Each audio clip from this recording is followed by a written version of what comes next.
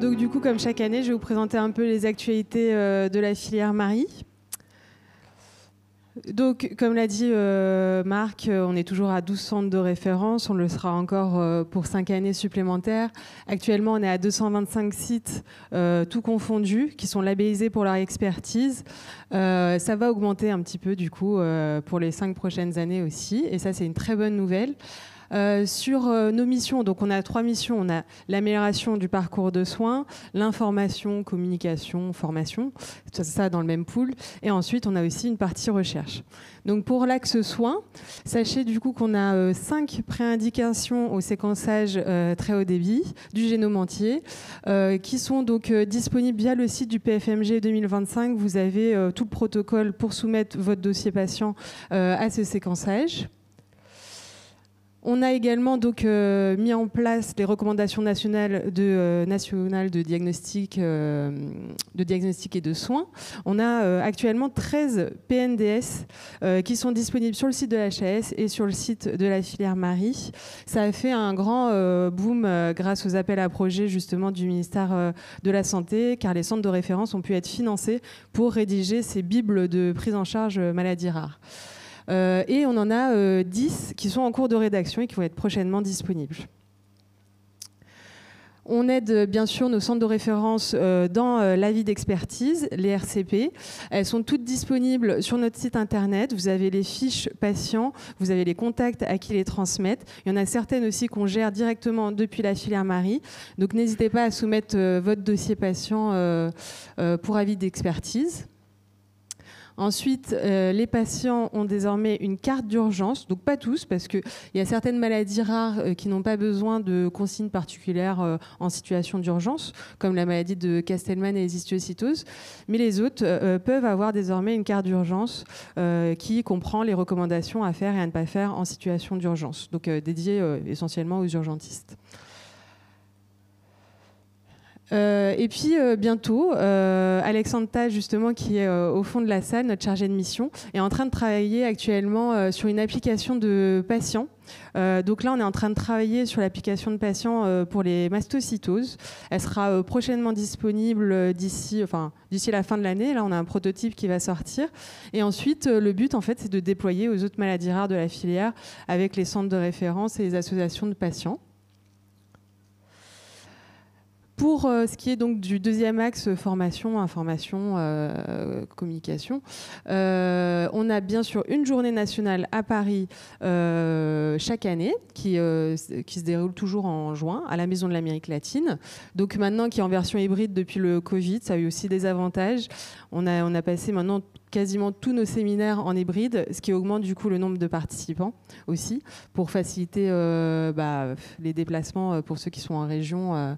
Comme ça, ils n'ont pas besoin de venir forcément jusqu'à Paris. Mais on a aussi des journées régionales qu'on fait. Donc maintenant, c'est notre 12e journée régionale. On arrive presque à faire le tour. Et justement, la dernière région qui nous reste, c'est Tours pour l'année prochaine.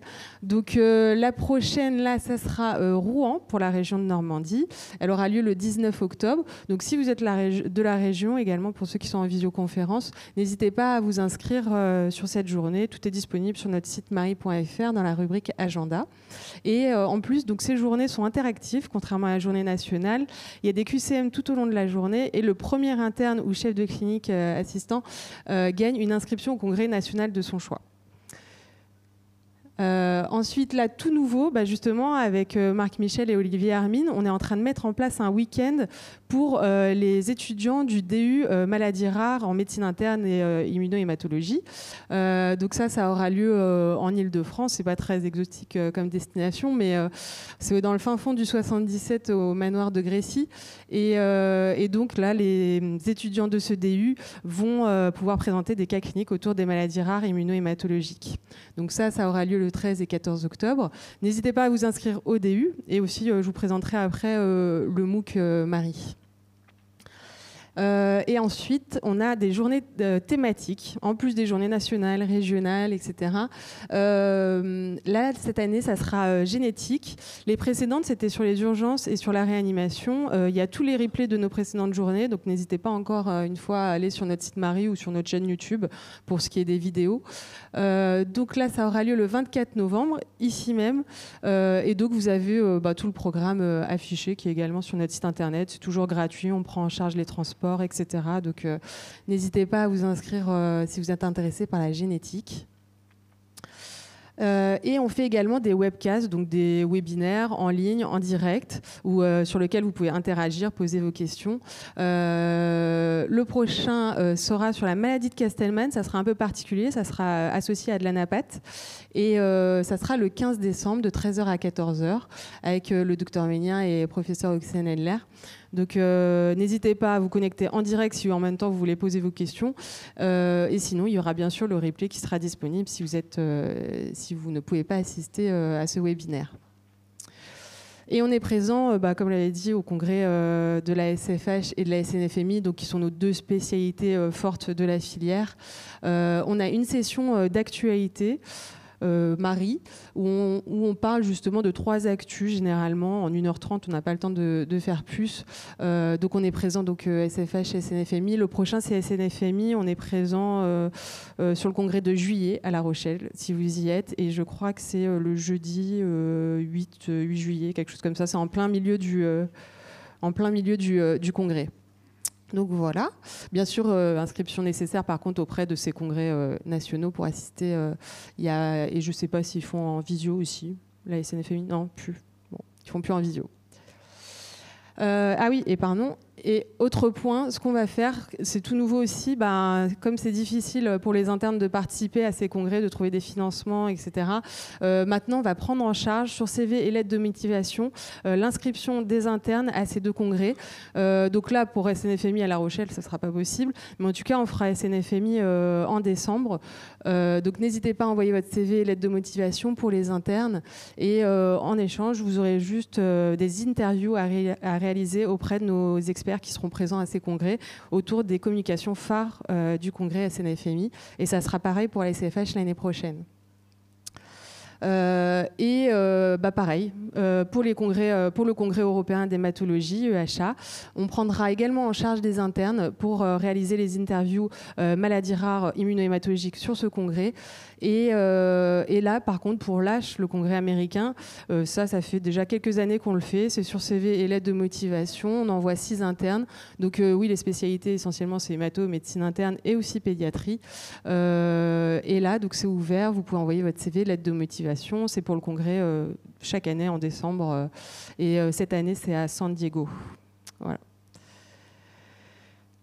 Et je vous ai parlé juste avant, donc en plus du DU, qui est en présentiel à Paris, dans les différents hôpitaux qui participent à ce DU, on a également mis en place depuis 2019, accessible depuis janvier 2020, un MOOC disponible en ligne gratuitement sur CV, lettre de motivation. Et là, vous pouvez suivre à votre rythme les différentes formations qui sont proposées sur l'ensemble des pathologies de la filière Marie. Donc n'hésitez pas à nous envoyer aussi votre dossier d'inscription. Et enfin, je crois que pour la communication, on fait énormément de choses, mais on fait aussi des vidéos patients experts pour présenter la maladie rare, expliquer assez rapidement et accessible à tous, avec des mots accessibles à tous, ce qu'est la maladie rare en question. Donc il y en a vraiment beaucoup. Les dernières qu'on a tournées, c'est mastocytose indolente, mastocytose agressive et amylose AL. Elles sont disponibles aussi sous-titrées en anglais, pour vraiment être accessible au monde entier. Et cette année, c'est la 2e fois qu'on fait ça. On fait des bourses associatives pour soutenir les actions des associations de patients de la filière. Donc c'était un soutien à hauteur de 10 000 €. Donc pour cette année, on a soutenu le week-end des familles de l'association Aussitôt, donc les cytopénies auto-immunes. Et on a soutenu également un kit de communication, d'information et de prise en charge de l'association AFMBD sur Black Van Diamond. Donc on va renouveler ça, de toute façon, début d'année prochaine, pour soutenir encore plein de projets associatifs. Et la recherche, je crois que je te l'ai laissé. Mais du coup, là, brièvement, donc, chaque centre de référence organise une journée nationale. Là, je vous ai mis les prochaines journées nationales des centres de référence. Donc, n'hésitez pas à vous inscrire. C'est disponible aussi sur notre site marie.fr pour tout ce qui est inscription, programme. Et voilà l'équipe Marie, qui a un tout petit peu changé, mais pas en tout cas pas les têtes pensantes du coup. Régis Péfaux de la Tour, donc, qui est hématologue greffeur à l'hôpital Saint-Louis, qui est notre coordonnateur national. Notre responsable scientifique, donc le professeur Marc Michel, qui est donc en médecine interne à Henri Mondor. Comme ça, on a vraiment nos deux spécialités dans la direction. Moi-même, donc en chef de projet global, on a notre chargée de communication et partenariat que vous avez vu au moment de l'émargement, qui est Alice Carnot.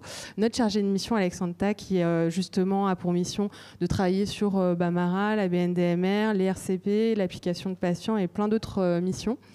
Et Isabelle Brindel, qui est au deuxième rang, qui est donc notre référente recherche clinique sur tout ce qui est appel à projet, montage de protocoles, etc. Et j'en ai fini. Donc je vous souhaite une très bonne journée. N'hésitez pas à remplir les évaluations aussi qui sont dans votre bag. On en a besoin pour toujours améliorer nos journées. Merci.